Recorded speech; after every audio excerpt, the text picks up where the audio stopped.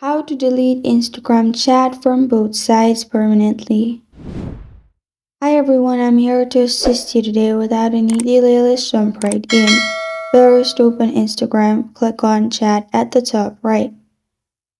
It will show you all your DMs. Click on the chat you want to delete. Then simply hold on to the chat, press on unsend at the bottom. After you have done that, press on unsend. Then it will be deleted from both your chats. Another thing what you can do is open chat, swipe all the way up, which will turn on disappearing message, and simply after messaging, replying, you can simply swipe it up again and all the messages will be deleted.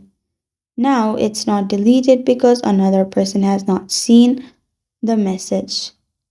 This is how to delete Instagram chat from both sides permanently. Thank you for joining me today. If this video helps you out, please leave a like and subscribe for more. Got a question or want to suggest the topic? Comment below. Thank you for watching.